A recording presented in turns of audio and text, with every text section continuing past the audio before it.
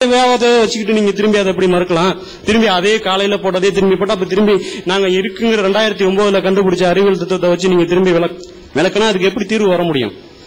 அப்புறம் இந்த பூமி டைனோசரை பத்தி நான் ஒரு காலையில கேள்வி கேட்டேன், அதை பத்தி ஒன்னும் சொல்லவே இல்லையே. இந்த பூமி மனிதனுக்காக தான் படைக்கப்பட்டதுன்னா அந்த டைனோசர் எதுக்கு இதுக்கு முன்னாடி மனிதனுக்கு முன்னாடி எதுக்கு தோன்றி இருக்கணும்? அதையே நீங்க சொல்லவே இல்லை. அப்படி சொல்லாம, அதாவது பகுத்தறிவுன்னா கண்ணுக்கு தெரியுறது எல்லாமே இருக்குன்னு நம்பிடக்கூடாது, கண்ணுக்கு தெரியலங்கிறனால ஒன்னு இன்னொன்னு சொல்லிடக்கூடாது. இப்ப ப்ளூடூத் ஒன்னு இருக்குன்னா அதுல இருந்து இங்க இருந்து இந்த செல்லுல அந்த செல்லுக்கு போகுது, கண்ணுக்கு தெரியுதா?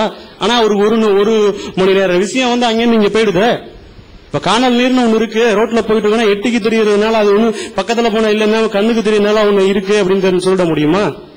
பகுத்தறிவுன்னா ஆராய்ச்சி பார்க்கணும்.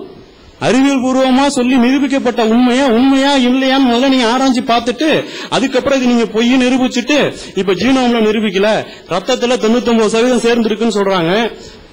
எலும்பு வகைனா ஒரே ஒரு எலும்பு நீங்க மண்டாவோட வச்சு காமிக்கிறீங்க. அவங்க அதாவது வருஷமா 5000 வருஷத்துக்கு முன்னாடி, 30,000 வருஷத்துக்கு முன்னாடி, 40,000 வருஷத்துக்கு முன்னாடி, அப்படி வருஷம்லாம் ஒரு 200 வருஷத்துக்கு முன்னாடி இருக்க எலும்பு வரைக்கும் வச்சிருக்காங்க. நீங்க ஒரே ஒரு மண்டாவோட மட்டும் வச்சுக்கிட்டு விளக்கம் சொன்னீங்கன்னா இது எப்படி எந்த விதத்துல நியாயமா இருக்க முடியும்? எல்லாத்தையும் எடுத்துட்டு இவ்வளவும் பொய்ன்னு நீங்க சொல்லணும். ஒரே ஒரு மண்டாவோடு ஒரே ஒரு ஆராய்ச்சி கூடத்துல இருந்தது ஒண்ணு மட்டும் வச்சு இந்த விவாதம் இல்ல. அவங்க ஆராய்ச்சி பூர்வமா நிரூபிச்சிருக்காங்க. மனிதன் குரங்கில் இருந்தா வந்தான், மனிதனை தனிப்பட்ட முறையில கடவுள் எந்த விஷயத்தையும் இந்த உலகத்துல படைக்கல. அப்படியே ஸ்டீபன் ஹாக்கின்ஸ் ஒரு காரண காரியத்தோட ஒரு விளக்கம் வச்சிருந்தாலும் அவரும் கடவுள் இருக்கிறான்னு அவர் நாத்திகர் எப்படி திரும்பி நாத்திகர்னு எப்படி சொல்றீங்க? அவர் ஏத்துக்கிட்டாரா அந்த கடவுளுக்கு? இதை அவரை எதுக்கு பக்கம்னு கூப்பிடுறீங்க?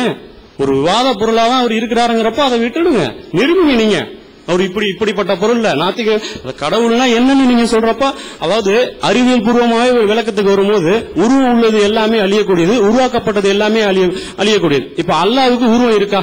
அறிவியல் பூர்வமா நீங்க இந்த உலகமா இருக்கட்டும், இந்த உலகத்துல அதாவது ஒரே ஒரு பொருள் இருக்குன்னா அதுக்கு எக்ஸ்பைரி இருக்கு. அதாவது இந்த பூமி ஒரு காலத்துல தோன்றிடுச்சுன்னு சொன்னீங்க, சரி. அதுக்கப்புறம் இப்ப வெடிச்சிடும், அதாவது இவ்வளவு காலத்துக்கு அப்புறம் அது மறைஞ்சு போயிடும். ஓகே, அப்ப அதுக்கு ஒரு எக்ஸ்பைரி இருக்கு. இப்போ அது என்ன ஒரு உருவமா இருக்கு, அதே மாதிரி உருவாக்கக்கூடியது எல்லாமே அழிஞ்சு போயிடும், அதுவும் அறிவியல் தான். அப்படி இருக்கும்போது இப்ப அல்லாஹ்வுக்கு உருவம் இருக்கா இல்லையா? அவர் உருவம் இருக்குன்னு சொன்னா அழிஞ்சிடுவாரு, ஒளியா இருந்தாலும் அழிஞ்சிடுவாரு. அவர் எப்படி இருக்கிறார்? அப்பனா ஒரு வெறும் பேச்சு போலியா இருக்கிறாரா, இல்ல ஒளி ரூபமா இருக்கிறாரா? அவர் எங்க இருக்காரு? எந்த வட்டத்துக்குள்ள இருக்கிறார்? அவர் எத்தனை கிலோமீட்டரா இருந்தாலும் அவர் இல்லாம போயிடுவார். அறிவியல் இருக்குது, அதான் உண்மை. அவரு ஒரு உருவம் இருக்குன்னு நீங்க சொன்னீங்கன்னா அவரு அப்ப உருவம் இல்லன்னு நீங்க சொன்னீங்கன்னா அப்ப காத்து அவர் எப்படி புரிஞ்சுக்கிறீங்க? அப்புறம் அரிசியில உட்கார்ந்து இருக்காரு நீங்க சொல்றீங்கல்ல, நீங்க தான் சொன்னீங்க அரிசியில உட்கார்ந்து அமர்ந்திருக்கிறார் என்று. அப்பனா உருவத்தோட இருக்கிறார். உருவம் உள்ளது எல்லாமே எக்ஸ்பைரி, லட்சம் வருஷம் இருக்கட்டும், கோடி வருஷம் இருக்கட்டும், அழிஞ்சு போயிடும். அப்படி இருக்கும்போது அப்புறம் எப்படி நீங்க அல்லாஹ் உருவம் இருக்குன்னு எப்படி அப்ப அதை நீங்க முதல்ல தெளிவுபடுத்தணும். நீங்க அல்லாஹ்ங்கிறது என்னன்னு நீங்க தெளிவுபடுத்தவே இல்லை. நான் இல்லைன்னு சொன்னோம், நீங்க இருக்குன்னு சொல்றீங்க, அது எப்படின்னு சொல்லணுமா இல்லையா? அதை சொல்லவே இல்லையே. அதுக்கப்புறம் பரிணாம வளர்ச்சி பத்தி இன்னும் நீங்க திரும்பி கேட்கும் போது அதாவது இன்னும் களிமண்ணினால் செய்யப்பட்டதுன்னு, அது மனிதன் கடவுள் படைச்ச எப்படி சொன்னாலும் அது களிமண்லன்னு வந்தான்னு வேற சொல்றீங்க. அது எப்படி அதை நம்ம ஏத்துக்கிறதுன்னு சொல்லலையே. அதாவது ஒரு செல்லுன்னு நீங்க அது ஒரு விடையில சொல்லிட்டு இருக்கும்போது சொன்னீங்க, இந்த பூமி வெடிச்சும் போது அந்த ஐயா தான் சொல்லிட்டு இருந்தாரு, அந்த ஸ்டீபன் ஹாக்கின்ஸ் விளக்கம் சொல்லிட்டு இருக்காரு. அவர் சொல்லிட்டு இருக்கும்போது சொன்னாரு, நெருப்பு கோலமா எரிஞ்சுக்கிட்டு இருக்கு, பல லட்சம் வருஷம் நெருப்பு கோலமா இருந்துச்சு, அதுல எப்படி உயிர் வந்திருக்க முடியும் திடீர்னு? அப்ப நீங்க அப்படி சொல்லலையே, நெருப்பு கோலமா எரிஞ்சிட்டு இருக்கு நீங்க இதுல இஸ்லாத்துல சொல்லியிருக்கா? சொல்லலையே, நீங்க தான் சொன்னீங்க. அதை தாராளமா ரிவைண்ட் பண்ணி பாருங்க. நீங்க சொல்லும் போது அதை நம்ம இது பண்ணிருக்கோம். அப்ப நெருப்பு கோலமா இருந்ததுங்கிறத நீங்க ஒத்துக்கிறீங்க. அதுக்கப்புறம் நீங்க ஒரே நாள்ல 3 நாள் 6 நாள் எல்லாம் படைக்கல, ஒரு பர்டிகுலர் காலம் வரைக்கும் ஒரு எரிஞ்சுக்கிட்டு இருந்திருக்கு, அப்புறம் குளிர்ந்திருக்கு, அதுக்கப்புறம் அதுல ஒரு ஜீவராசிகள் உருவாயிருக்கு. நேரடியா மனிதனை படைக்கல, ஒவ்வொரு செல்லில இருந்து வந்திருக்கு. இப்ப ஒரு காஷ்மீர்ல இருக்கிற ஒன்ன நீங்க இங்க கொண்டு புடிங்க கொண்டு வந்து நட்டா அது உழைக்காது. ஏன்னா அங்க வெயில் கம்மியா இருக்கும், அதுக்கு தகுந்தாப்புல அந்த சூரியசனில இருந்தாதான் இருக்க வாழ முடியும். இங்க நட்டீங்கன்னா இங்க வெயில் அதிகமா இருக்கும், பட்டு போயிடும். எல்லா ஜீவராசியும் அப்படிதான். அங்க இருக்கிற ஒரு ஆடு அதிக முடியோட இருக்கும், அது என்ன அந்த பனிக்கு தாங்குற மாதிரி. இங்க கொண்டு விட்டீங்கன்னா அது அதிகமான வெயில்ல அது அந்த தாங்க முடியாத அந்த வெயில கிரகிச்சு அது இறந்து போயிடும். அதே மாதிரிதான் வாழ தகுதி உள்ளது மட்டும்தான் வாழுது, அதுக்கு கடவுள் சக்தி தேவையில்லை. கடவுள் எந்த விதத்திலையும் குறுக்க வரவும் இல்லை. எந்த விதத்துல ஹெல்ப் பண்ணாருன்னு சொல்லிட்டு கடவுள் இதுக்காக இந்த விஷயத்துக்காக தான் மனிதனை படைத்தார், இந்த உலகத்துக்காக தான் இந்த பூமியை படைத்தார், இதுக்கு முன்னாடி கடவுள் இதை செஞ்சுக்கிட்டு இருந்தார், இப்போ இந்த உலகத்தெல்லாம் படைச்சிருக்காருன்னு ஒரு நீண்ட ஒரு விளக்கம், அறிவியல் பூர்வமா ஒரு விளக்கத்தை வைங்க. கடவுள் இப்படி இருந்திருக்கார், இப்படிதான் இருக்கிறார், அவர் இந்த மாதிரியான சக்திகள் இவ்வளவு பெரிய சக்திகளுடையது, அதாவது கரெக்டா 30 லட்சம் கிலோமீட்டர் வெடிச்சிருக்குன்னு சொல்ற அளவுக்கு சொன்னீங்க. எங்கேருந்து வந்துச்சுங்கன்னு ஒரே கேள்வி மட்டும் வச்சிருக்கீங்களே. கடவுள் எப்போதும் இருக்கிறார்னு ஒரு கேள்வி வைக்கிறீங்க. சரி, அப்ப அந்த அண்டவெளி சூன்யம்னு சொல்றோம்ல, அந்த அண்டவெளி வெடிப்புக்கு முன்னாடி அங்கேதான் இருந்துச்சு. இப்ப நீங்க வெடிச்சு சதி இருக்கு, அந்த 30 லட்சம் வேணா விரிஞ்சுக்கிட்டு இருக்கலாம். அது எதை நோக்கி விரிஞ்சிட்டு இருக்கு? விரிஞ்சிட்டு இருக்க இடத்துக்கு வெளியில எது இருக்குன்னு உங்களால சொல்ல முடியுமா? விரிஞ்சிட்டு இருக்க இடம் எங்க இருக்கு? அதுவும் அண்டவெளி தான். அந்த அண்டவெளி எப்போதும் இருந்துட்டு இருக்கு. அதுதான் சூழ்ந்த அழுத்தம் சுத்த தமிழ்ல சொல்லுவாங்க. அந்த சூழ்ந்த அழுத்தத்தின் பேரினால் உருவாக்கப்பட்ட அந்த ஒரு பரமாணுவில் இருந்துதான் இவ்வளவு பெரிய இது உருவானுச்சு. அதுக்குதான் காலையில விளக்கம் சொன்னா, அந்த ஒரே ஒரு பரமாணுங்கிறதுல இருந்து வெடிச்சு செல்லிருக்கு. நீங்க நம்ப மறுத்தா கண்ணுக்கு தெரியாத ஒரு செல்லிலிருந்து மிகப்பெரிய ஆலமரமும் மிகப்பெரிய ஒரு கண்ணுக்கு தெரியாத ஒன்றிலிருந்து ஒரு மனிதனும் உருவாகும் போது, ஏன் ஒரு பரமாணுலிருந்து சூழ்ந்த அழுத்தம், அந்த பரமாணுங்கிறது எல்லை இல்லா ஒரு மிகப்பெரிய சக்தி. பரமாணு எல்லை இல்லா மிகப்பெரிய சக்தினா நிரூபிக்க முடியும். அதாவது எல்லை இல்லாத ஒரு பரந்த வெளியில் இருந்து சூழ்ந்த அழுத்தத்தால் ஏற்பட்டது அந்த ஒரு, அதாவது நீங்க அந்த அழுத்தத்தை, சூழ்ந்த அழுத்தத்தை தான் கடவுள் என்று சொல்லுகின்ற.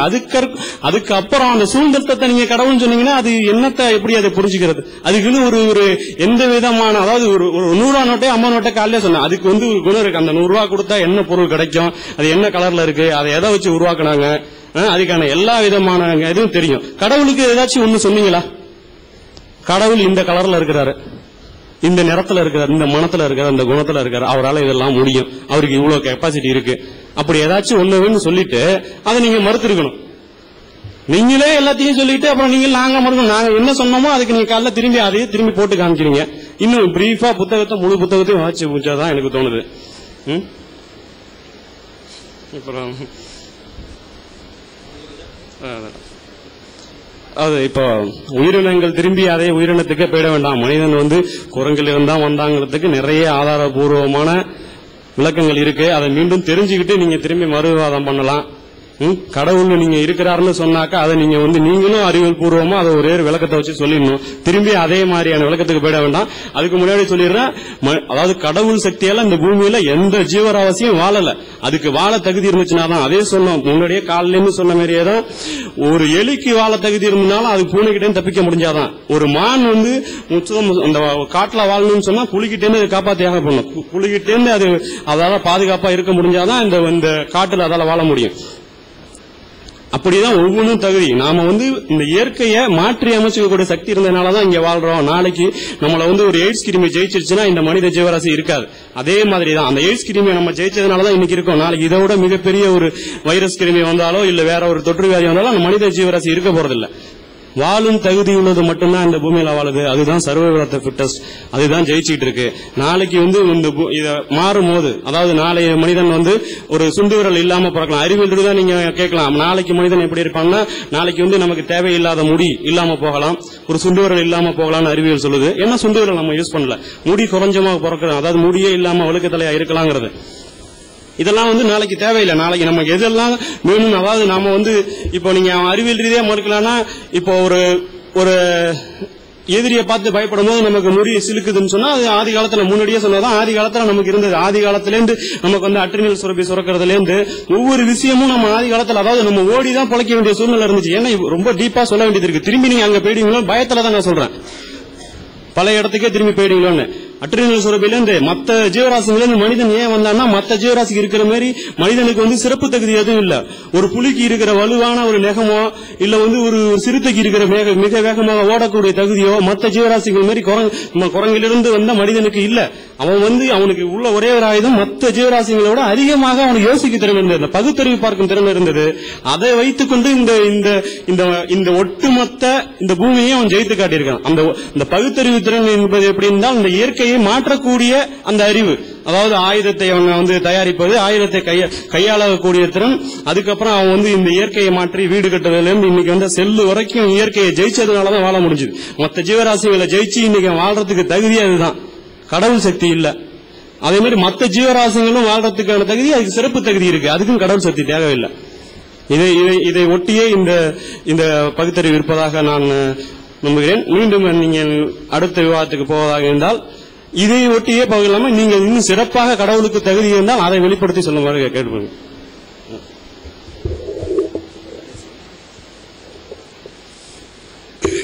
இன்னும் கொஞ்ச நேரம் இருக்கு. பொதுவா பாத்தீங்கன்னா எல்லா மதங்களும் மாற்றத்தை தான் சொல்லுது. எந்த ஒரு மதமாவது மாற்றம் சொல்லாத மதம் இருக்கான கிடையவே கிடையாது. நீங்க பைபிளை பாருங்க, இப்படியெல்லாம் செய்யாதீர்கள், இப்படி நடந்து கொள்ளுங்கள். அதுல ஒரு வரி, அருமையான வரி இருக்கும். ஃபாதர் சொல்வதை போல் நடந்து கொள்ளுங்கள், ஃபாதரை போல் நடந்து கொள்ளாதீர்கள் இருக்கும். இதை விட ஒரு கேவலம், அந்த ஃபாதரை கேவலப்படுத்துறதுக்கு வேற வரியே தேவையில்லை. உங்கள் பாதிரியார் சொல்வதை போல் நடந்து கொள்ளுங்கள், உங்கள் பாதிரியாரை போல் நடந்து கொள்ளாதீர்கள். அப்ப பாதிரியார் எப்படி இருப்பான்னு தெரிஞ்சே எழுதி வச்சிருக்கான். பைபிள் எடுத்துக்கிட்டீங்கன்னா அது, பகவத்கீதை எடுத்தீங்கன்னா பக்கத்துக்கு பக்கம் திருத்தம் தான். இப்படி செய்யாதீர்கள், இதை செய்யாதீர்கள், அதை செய்யாதீர்கள். அண்ணனை கொல்றதுக்கு தம்பிக்கு பயிற்சி கொடுப்பான், அர்ஜுனனுக்கு கொல்றது. உங்க குர்ஆனை எடுத்துக்கிட்டாலும் அதுதான், மாற்றம் தான் சொல்லுது. இப்படி வாழணும், இப்படி வாழணும்னு. இறைவனால் படைக்கப்பட்ட உலகம், இறைவனால் படைக்கப்பட்ட மனிதன், அங்க இருக்கிற பொருள்கள் அத்தனையும் நான் தான் படைத்தேன்னு சொல்றான். இந்த குர்ஆன்ல இருக்கு, எழுதி வச்சிருக்கிறேன். அப்ப அதுல ஏன் மாற்றம் தேவைப்படுது? படைக்கும் போதே நல்ல மனிதர்களை படைக்கிறது, நல்ல உலகத்தை படைக்கிறது, நல்ல பொருள்களை படைக்கிறது. அப்ப பிரச்சனைக்கே வேலை இல்லையே.